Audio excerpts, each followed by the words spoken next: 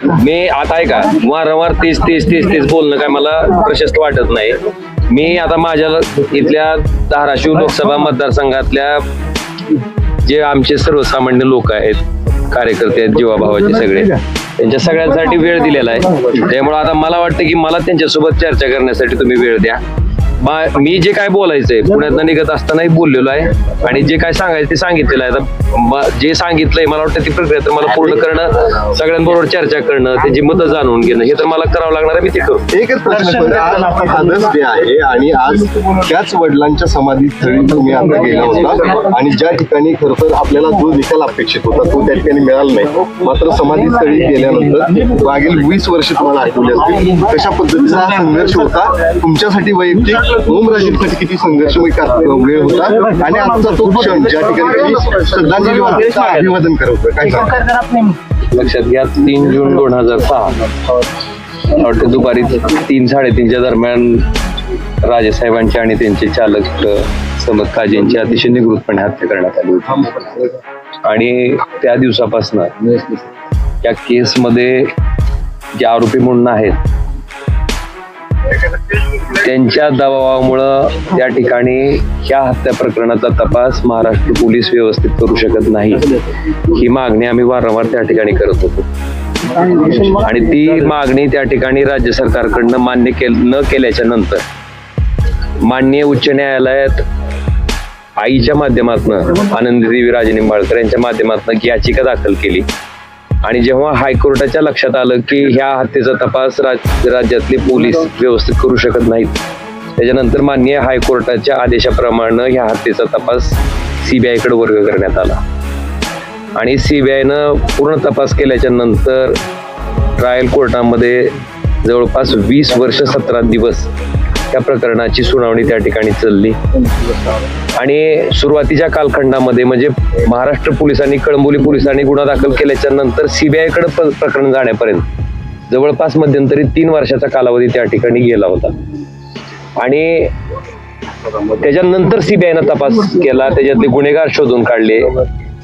आणि आपण जर बघितलं असेल की ह्या प्रकरणाचा तपास झाल्याच्या नंतर 16 तारखेला कोर्टाकडनं निकाल देण्यासाठी तारीख राखीव करण्यात आली. 16ची पुन्हा 20 झाली आणि 20 तारखेला जो निकाल दिला गेला त्याच्यात सन्माननीय कोर्टानं सांगितलं की राजकीय वैमनस्य होतं हे कोर्ट त्या ठिकाणी मान्य करतंय. हत्येचा उद्देश होता, मोटिव्ह, हेही सन्माननीय न्यायालय त्या ठिकाणी मान्य करतंय. पण मला वाटतंय ज्या पद्धतीनं सगळ्याच आरोपींना निर्दोष सोडून देण्यात आलंय, मग नेमकी कैलासवासी पवनराजे निंबाळकर साहेबांची आणि त्यांचे चालक समद काजी यांची हत्या कोणी केली, मला वाटतं ह्या प्रश्नाचं उत्तर तर त्या ठिकाणी मिळू शकलेलं नाही. हा निकाल अतिशय दुर्दैवी आहे. आणि त्या ठिकाणी महाराष्ट्र पोलिसांचा तपास जर त्या ठिकाणी बेस धरण्यात आला की जो त्यांनी केलाच नाही, मला वाटतंय त्याच्याच अनुषंगानं ह्या प्रकरणाची सुनावणी माननीय या निर्णयाच्या विरोधात उच्च न्यायालयात जायचा निर्णय CBIनं त्या ठिकाणी घेतलेला आहे. उच्च न्यायालय तशा पद्धतीचं या निर्णयाच्या विरोधात अपील दाखल करेल आणि अपेक्षा इतकीच आहे की त्या ठिकाणी हायकोर्टाच्या माध्यमातून निर्णयामध्ये ज्या त्रुटी त्या ठिकाणी आहेत त्या त्रुटीची पूर्तता होऊन मला वाटते ज्या निकालासाठी आमचं कुटुंब मागच्या 20 वर्षापासून वाट बघतंय, मला वाटते आमच्या कुटुंबाला न्याय द्यायची भूमिका, आमच्या कुटुंबाला न्याय मिळण्यासाठी आता आम्हाला परत हायकोर्टामध्ये त्या ठिकाणी जावं लागणार आणि हायकोर्ट तसा निर्णय देईल त्या अपेक्षित आम्ही. एक लक्षात घ्या, त्या भावना मी तुम्हाला शब्दात नाही सांगू शकत. कसं आहे, रोज आम्ही ते मरण कारण स्वतःचा कुटुंबातला प्रमुख नसल्याच्या नंतर त्याच्या काही यातना असतात, त्याच्या काही वेदना असतात, त्या मागचे अनेक वर्ष आम्ही भोगलेले आहेत. आणि त्याच्याच माध्यमातून खरं बघायला गेलं, मी वारंवार सांगतो की मी माझ्या राजकीय जीवनाची सुरुवात केवळ आणि केवळ माझ्या वडिलांची झालेली निगृत हत्या आणि कशासाठी ती केली गेली आणि त्या लोकांचं राजकारण त्या ठिकाणी यशस्वी होऊ द्यायचं नाही, त्यांना धडा दाखवून द्यायचा की अशा पद्धतीनं राजकीय विरोधक तुम्ही सुपारा देऊन संपवल्याच्या नंतर सुद्धा राजकीय विरोधक संपत नसतो, त्याच ताकदीचा राजकीय विरोधक तयार होत असतो, हे दाखवून देण्यासाठी मी सार्वजनिक जीवनात सक्रिय झालो. आणि वारंवार सर्वसामान्य जनतेच्या आशीर्वादावर, पाठिंबावर मला वाटतं इथपर्यंत मी पोहोचू शकलो. माझी भूमिका तीच राहिलेली आहे आणि त्याच भूमिकेतनं आज सर्वसामान्य असंख्य लोक त्या ठिकाणी माझ्याशी जोडली गेलेली आहेत.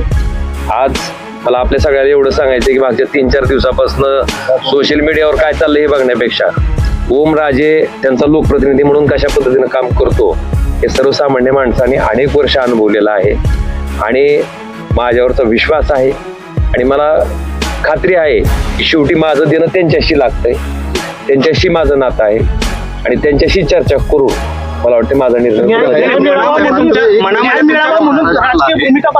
आज निर्णय घेणार आहात. या ठिकाणी जेवढी लोक आता उपस्थित आहेत त्याच्यापेक्षा अधिक मतं तुम्हाला मिळालेली आहेत आणि म्हणून तुमचं नाव होतं. जी या ठिकाणी येऊ शकले नाहीत त्यांचा निर्णय मात्र या ठिकाणी असणार नाही. आता जी कार्यकर्ते आहेत, त्यांचं तुम्हाला मतं मिळणार. तुमच्या माहितीचं ऐका ना, कसं आहे जी काय भूमिका घ्यायची ती सगळ्यांशी चर्चा करून सगळे म्हणल्यावर 100% सगळ्यांशी चर्चा करणं तर शक्य नाहीये, पण किमान त्यांचे प्रतिनिधी त्या लोकांचं काय मत आहे हे प्रत्येक गावातला माणूस त्या गावात राहणार. आणि तुम्हाला सांगतो माझा मोबाईल नंबर म्हशीच्या मागं गाईच्या मागं फिरणाऱ्या गुराकडे सुद्धा आहे. त्याला जरी काय अडचण पडली तर ते मला फोन कर. त्यामुळे माझा कनेक्ट आहे तिथपर्यंत. म्हणजे समाजातला जो शेवटचा घटक आहे अतिशय सामान्य माणूस आहे त्याच्याशी माझा संपर्क आहे. म्हणजे अगदी त्याच्यामुळं या लोकांशी माझं फोनवर बोलणं होतंय. माझा फोन काय बंद नाहीये, पण तुम्ही इतके फोन लावून मला परेशान केले की मला त्या लोकांना वेळ देता नाही. मला एवढं सांगायचंय की काय जी भूमिका आहे ती भूमिका ठरल्यावर मी सांगतो. मनामध्ये दादा द्वंद्व आहे का?